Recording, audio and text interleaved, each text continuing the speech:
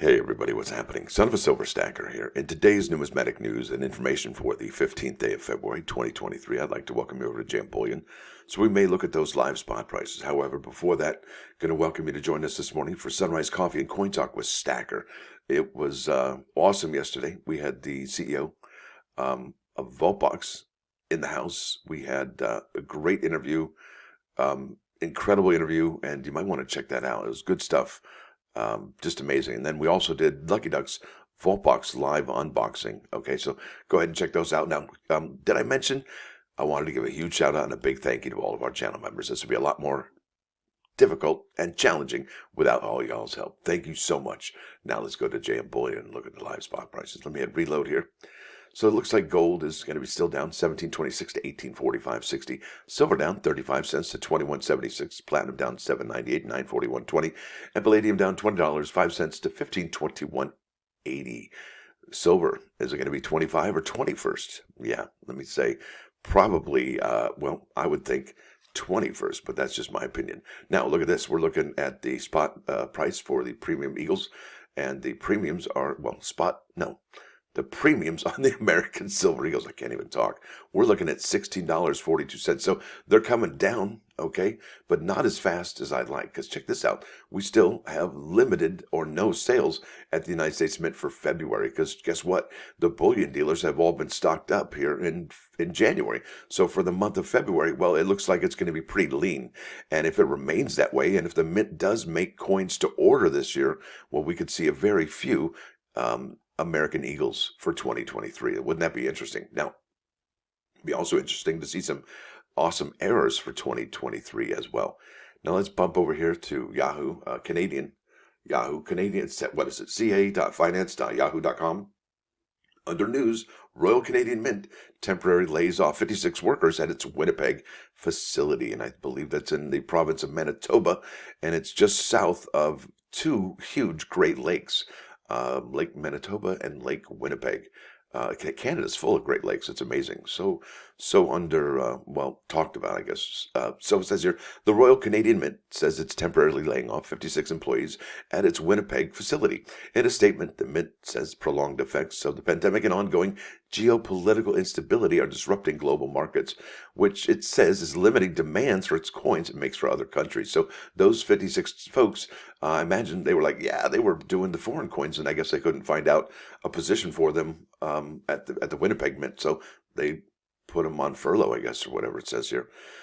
Says it believes the disruption is temporary and that the foreign circulation business will return as global markets open. And wouldn't it be interesting to find out which countries it services their coins and why the disruption is and how long the disruption has been going on for?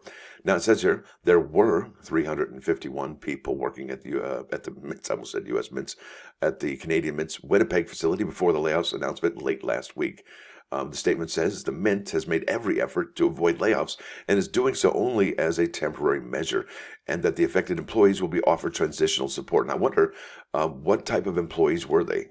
Were they the high-end employees in the technical field, or were they the day-to-day operation folks? I think that is something the Canadian press should probably ask when they are, ask better questions, get better answers, right? So it says, the Mint's website says the Winnipeg facility was established in 1976 as a high-tech, high-volume manufacturing facility, and that every single Canadian circulation coin is produced there, as well as circulation coins for countries around the world. So, like I said, it'd be fun to find out which coins around the world are going to be produced there or produced there. Now, I bet the remaining people, after they've furloughed or whatever they've done to the 56 employees, are looking at each other like, hey, did you see what happened to such and such? Yeah, they're looking at each other saying, am I next on that chopping block? Okay.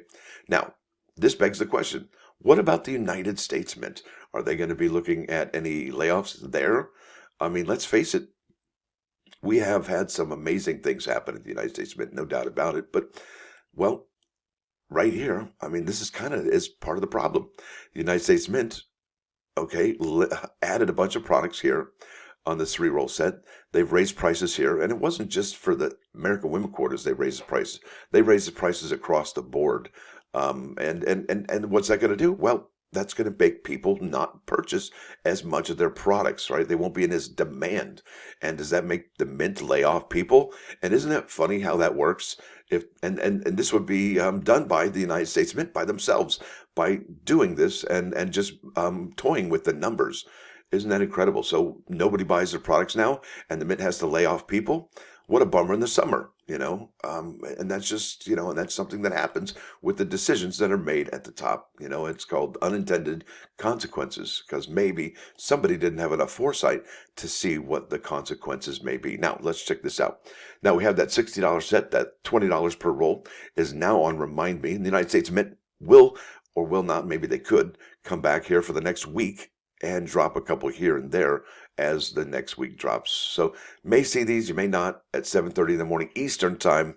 If you're interested, I don't think many people are, because check this out. Look, here's the sales on eBay. All right.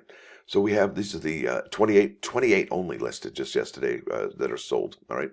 495, 525. Look at this, 139. That's actually kind of rich for the Bessie Colemans, because look at this, 99, 128, 99, 95, and so on and so forth, 104.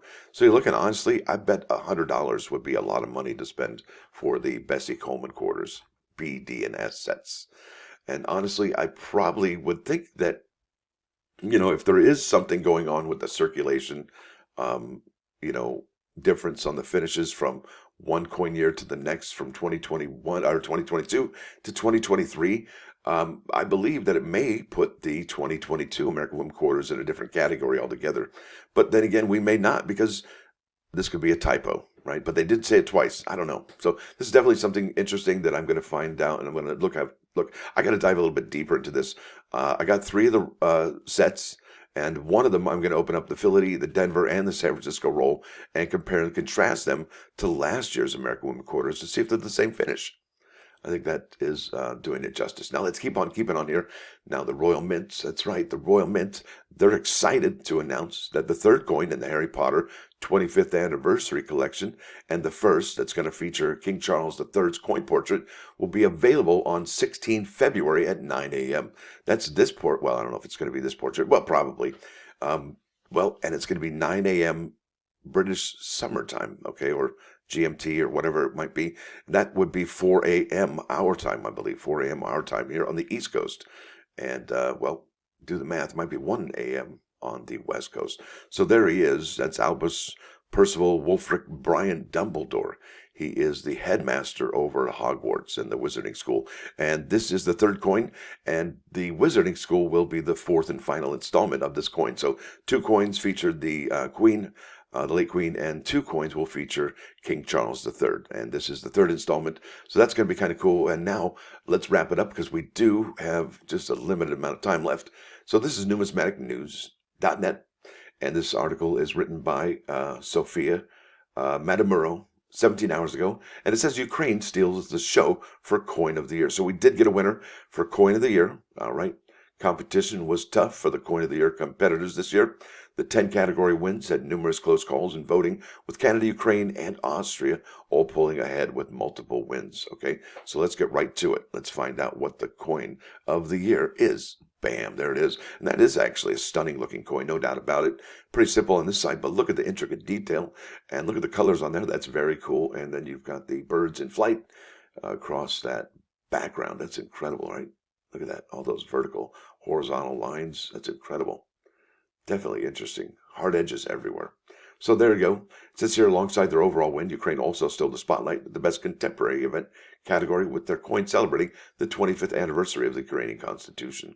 And I'm going to leave a link in the description for this particular article at numismaticnews.net. And don't forget, the gold coin of the year, right there, ladies and gentlemen. Best gold coin, the United States. That's the $100 gold American Liberty. And there also was one that featured this particular design in the silver, but it was a metal and it didn't have the reeded edge. And, it's still available, I believe. So let's get over to those plus ones here. And I love that design right there. Yes. Bam. There we go. So this is BiblePick.com. And this is Proverbs 26:23.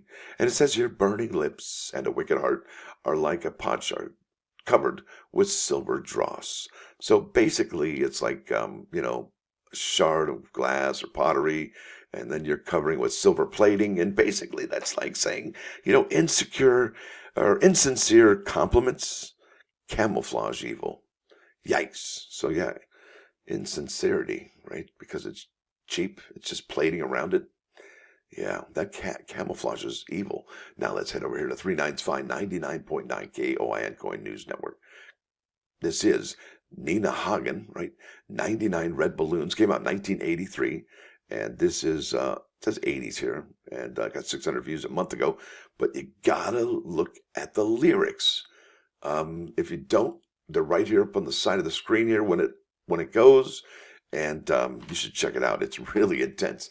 And if you watch the news, it's really actually quite timely. Very timely. So there it is, folks. I want to thank you all for watching. Thanks for dropping by. Don't forget to hit that like button. And if you do like what you hear and see, please subscribe to the channel. It's free. And tell a friend so we can grow this channel. Son of a Silver Stacker, out.